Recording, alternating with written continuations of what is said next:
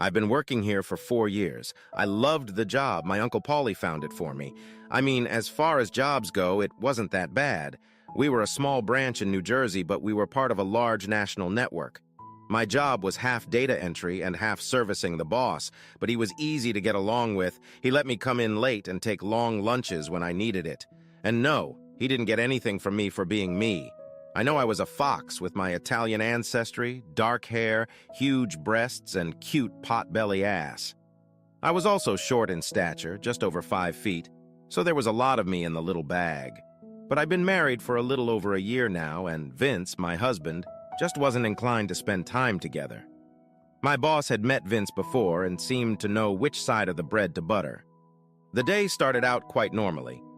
I arrived around 9:30 or so, and after the usual chit-chat with the other girls, I started entering accounts around 10 o'clock or so. We'd had a bit of a shake-up lately. Apparently, the main office was in California, and they'd been bought out by some Silicon Valley guys or something. I knew, of course, that a lot of the bleached blondes there had artificial breasts, but to have an entire valley named after them? It must be a guy thing, but I knew my babes were all natural, no silicone in them. Some guys were sent in from the main office and they shook things up a bit, letting some people go and moving others around. My boss seemed a little flighty, but personally I didn't care. I had been married for a year and it was probably time to stop working and start having kids. My mom was expecting grandchildren and my dad would have something to brag about. At the moment he was earning 3 to 5 for doing nothing. So I wasn't too worried when around 11 o'clock my boss told me I had to go to the office and meet with the vice president of partner relations. I don't know where they even get those names from. It wasn't like I was going to have a relationship with him.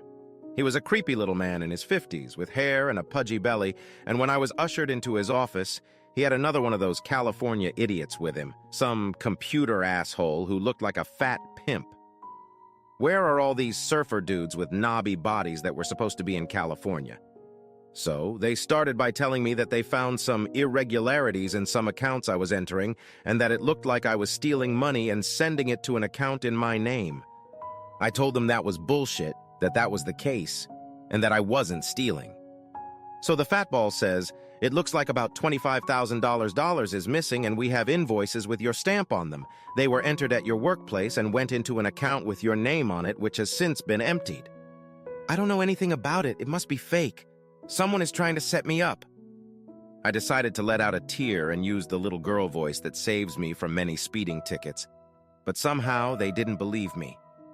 Comb over lashed out like a bad cop when the fat man was just stating the facts. Maybe they thought they could scare me. But it wasn't like 2 office geeks from California were that scary to this Jersey girl.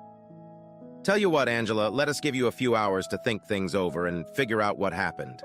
Come back around 5 o'clock. And then we'll think about what to do. But if you don't have good answers, we'll have to notify the local district attorney's office and insist they prosecute. The company takes a tough stance when it comes to theft, and this case will be out of our hands. Admittedly, I'm not big on this sort of thing. Clothing, yes. Shopping, yes. Makeup and hair, for sure. But embezzlement and district attorneys aren't my specialty, so I called my husband Vince and asked what to do. He asked a few questions and said it all sounded like bullshit and nothing to worry about, that it was some kind of setup. Even if the worst happens and the DA prosecutes, which is unlikely, we can plead guilty if I want to and I won't do time. A nice man like him offered to talk to them with me at 5 o'clock, but I said I'd handle it myself and we could meet for dinner at Angelo's around 7. This whole situation was stressing me out a bit, so I headed out for a manicure and pedicure. Nothing relieves stress like a little pampering. I know Vince said it was a setup, but my dad did 3 years for a setup too. He didn't steal the trailer, he just let a friend park it in the yard overnight. So I got back to the office around 3 o'clock and twiddled my thumbs for a couple hours. I wasn't going to touch the computer again or enter invoices if I knew someone was fiddling with them. Some might think that since I'm pretty and have big breasts, I'm stupid. But Daddy didn't raise stupid girls. I know I can seem distracted sometimes, but half the time it was an act, just to help me get my way. You can learn a lot when people take you for granted and don't think you realize what's going on. Anyway, it was 5 o'clock and I was off again to meet with Roe and Fat Ball. They asked if I had an explanation, and I chatted for a while, letting a couple tears flow and stuff, and said I didn't understand, that I never stole anything and stuff, but they didn't seem to buy it. Then the fat balloon started talking about the real reason for all this mess. Angela, maybe we can help you. I mean, you seem like a nice kid and all. Maybe we can find a way to keep all this from coming out and avoid being prosecuted for it. So maybe the silly act and the tears worked after all. Of course, we want you to do something for us in return. There was always a catch to that. I learned early on that no one does anything for others for free. What do you want me to do? Combe Ower walked over and locked the door, and I realized this was a bad thing. Two guys, a locked door. This was the kind of shit I hadn't seen since high school, when a few of my friends had been treated like this. Why don't you take off your clothes first, and let us see what sweet body you're hiding underneath? Are you fucking nuts? You think I'm going to get naked for you two slugs? My husband would fucking kill us. You want to see breasts? Go to a strip club? Angela, I don't think you understand your position. Either you play the way we want you to play or you're going to jail.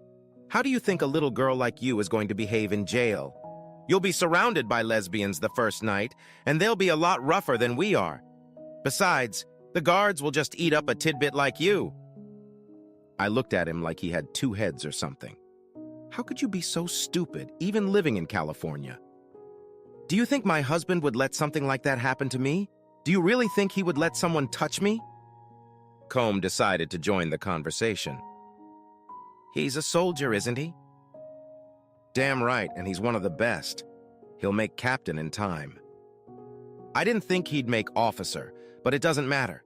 You think a soldier has influence in the state penitentiary? And how's that going to affect his career with his wife being arrested and all? Wouldn't you want to save him from that? All you have to do is get naked and show us your sweet little body, maybe hook up a couple times, and it will all go away. I know I'm from Jersey and they're from California, but I felt like we were from two different planets. Why did the fact that I got caught have to hurt Vince? And like I was gonna take my clothes off.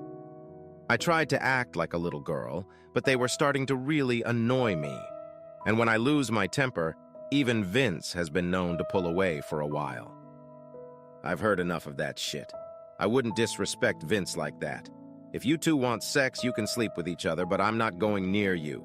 So you can just unlock the fucking door and stop all this shit now. If we unlock this door, you're going to jail. My next call will be to the district attorney's office and they'll pick you up tomorrow. You think hubby's gonna wait for you while you're in jail? Unless he divorces you while you're away, how do you know he's not having fun on the side right now? Of course, Vince is fooling me, because a man has to keep up appearances. It's not good for guys to think he's a douche and all that, but I wouldn't disrespect him by sleeping with him, much less you two slugs. I mean, really, that's what you do in California to get sex. Try to blackmail some dumb slut? I still couldn't figure out what these two were getting at. Something was wrong, and it wasn't about blackmail, but for some reason, I couldn't figure it out. You don't think arresting him is disrespectful to him. You have to do it to protect him.